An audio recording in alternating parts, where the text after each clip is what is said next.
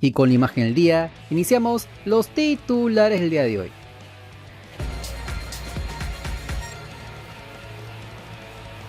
Por los 32avos de final de la Copa Italia, el Spezia de Gianluca Lapadula perdió en su visita por 4-3 en penales frente al Parma, luego de igualar a 2 en el tiempo regular.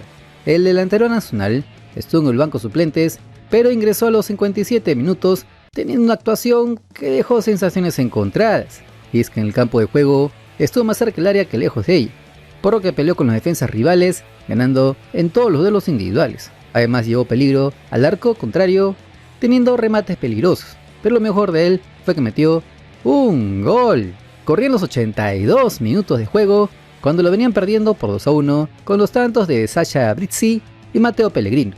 Es allí que una pelota le llegó al área casi sin marca, amagó y sacó un remate a raso que venció la resistencia del portero rival. De esta manera, el bambino marca su primer gol en esta incipiente temporada.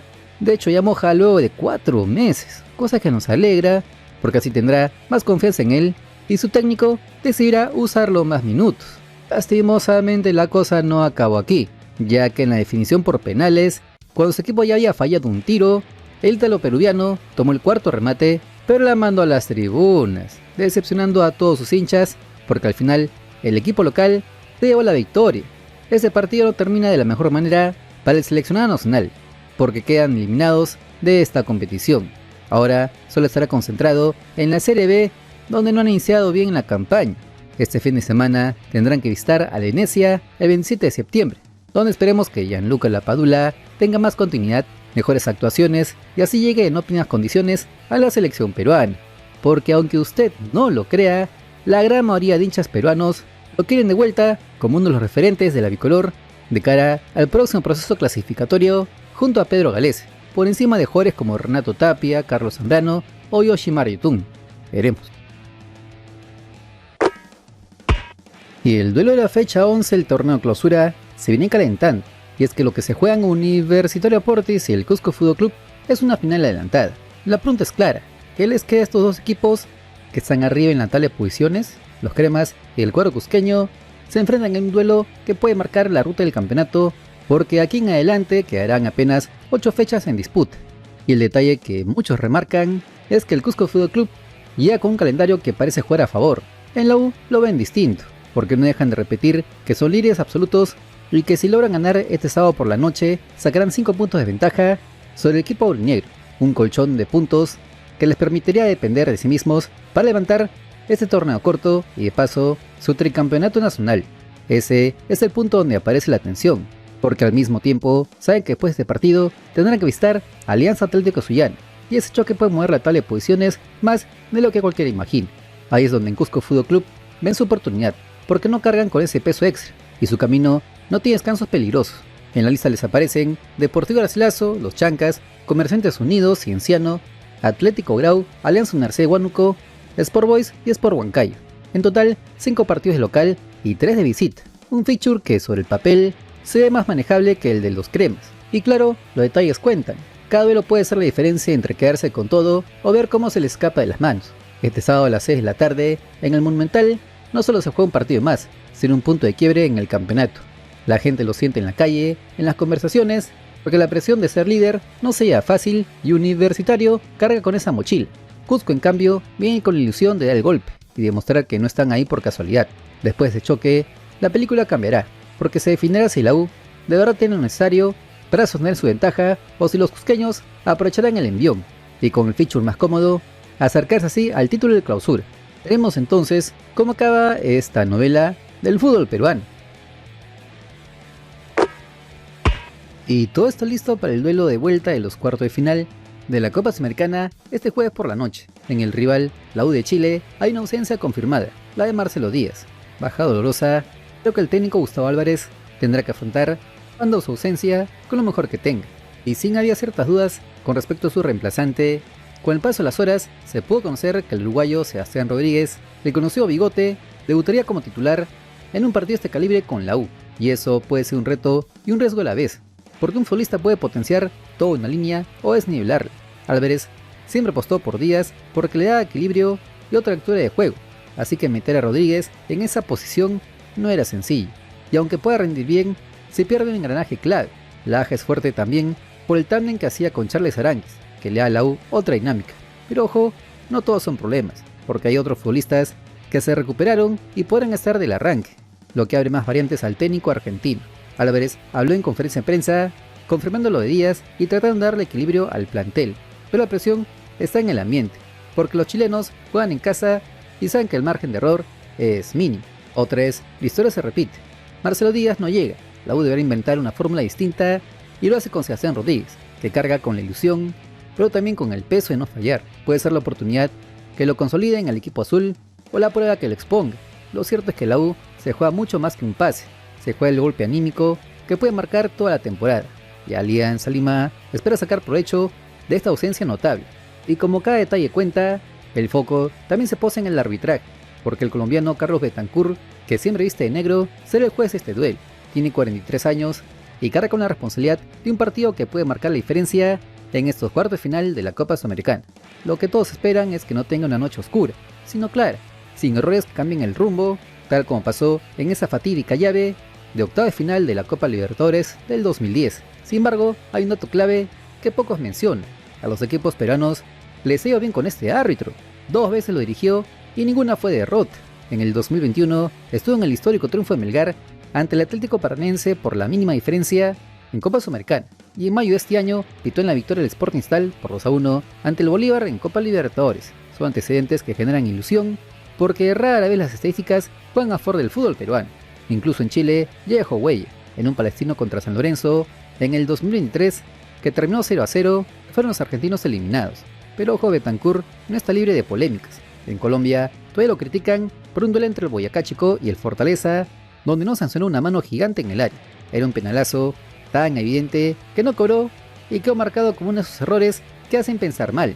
Y es que aunque ha dirigido finales de liga y es considerado de los mejores en su país, también tiene manchas en su historial. Por eso este cruce en Coquimbo será su verdadera prueba de fuego, donde la presión será total y solo un fallo puede pasar demasiado. ¿Tendrá entonces Betancur una noche lúcida o repetirá fantasmas del pasado? Esperemos que pase lo que pase, cualquier decisión sea favorable a nuestro único representante peruano en copas internacionales. Y en la victoria, la ilusión está a flor de piel, y es que luego de décadas podría meterse una semifinal internacional, encima de todo en territorio chileno. No es un sueño lejano, es la posibilidad real que tienen los íntimos, respaldados por un año en el que demostraron que saben cómo pelear, sobre todo jugando fuera de casa, algo que siempre les había costado en torneos Conmebol. Son 8 partidos disputados lejos del Perú, donde consiguieron 2 victorias de mucho peso ante el Deportes Iquique y la Universidad Católica de Ecuador.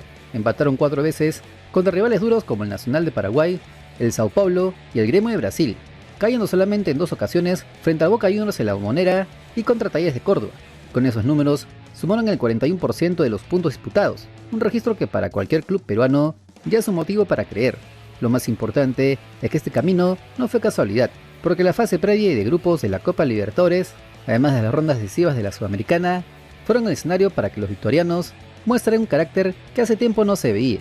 En estadios complicados como el Morumbí o la Arena de Gremio, no se achicaron, sumaron puntos y en 7 de esos 8 partidos siempre marcaron al menos un gol. Solo ante la T se fueron en blanco, pero en el resto de duelos dejaron en claro que el equipo es peligroso. Por eso no van a Chile a ver qué pasa, sino jugarse la vida con la certeza de que pueden hacer historia. Y si de confianza se trata, basta mirar a sus atacantes, porque los 4 que marcaron los 11 goles internacionales del año estarán presentes en este partido. Hernán Barcos y Eric Castillo, cada uno con 4 tantos, se han convertido en piezas claves que responden siempre en los momentos bravos.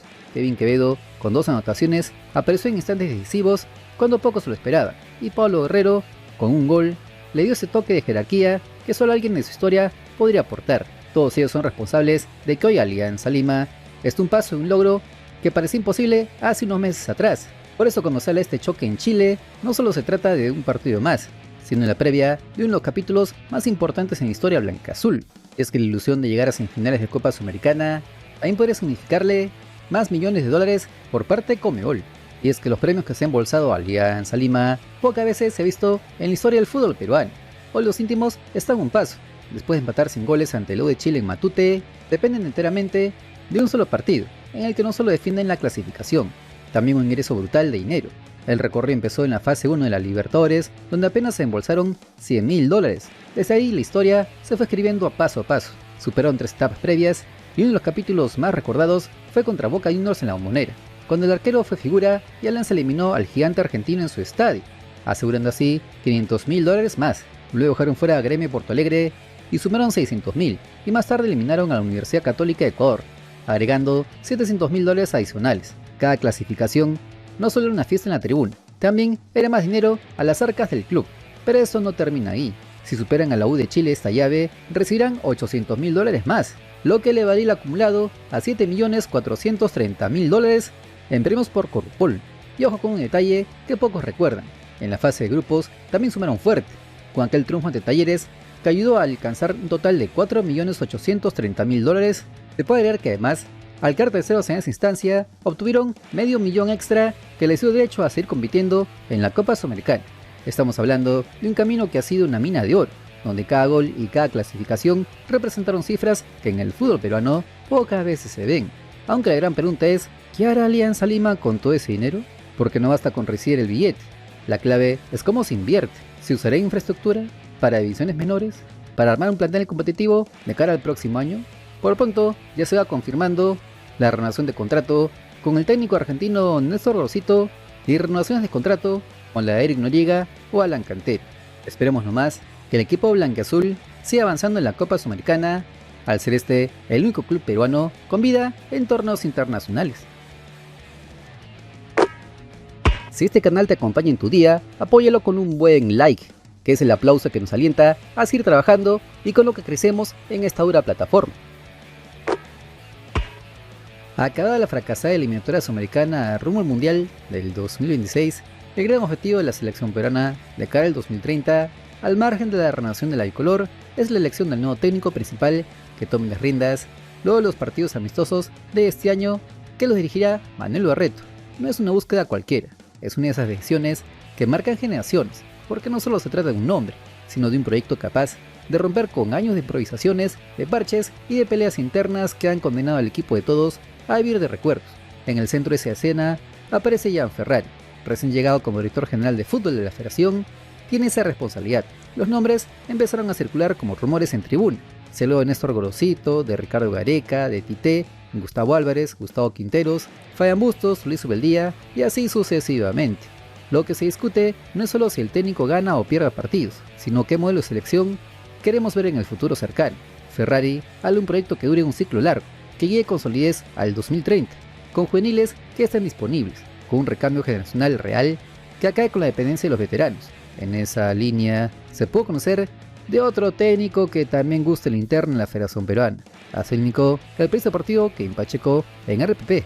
Pero sé que un nombre con el que se busca conversar para saber cómo está, para saber qué puede aportar, cuidadoso, cuál es la situación actual, es Luis Felipe Scolari. Es la información que tengo, que es del gusto de algunos miembros del futuro directorio y que en su momento el directorio presidente, que tiene miembros que ha descendido sus equipos. y que en su momento el presidente de la federación tuvo la oportunidad, cuando era vicepresidente, de conversar con él. Aquí no le va a gustar Escolar igual, Kevin, ¿no? Está bien. Kevin, en este momento te pido que lo tuitees porque ya lo deben estar tuiteando. No, para nada. Aquí no le va a gustar Escolar igual, ¿no? O sea, no, está bien. Mi caso. ¿Cómo no? Encaja ¿Cómo no? por El lo menos. proyecto me interesa. Encaja por lo Sí, a menos usted. en el nombre, en lo que decía Pedro de técnico A1. Hay varios detalles, ver cómo está, la vigencia, punto.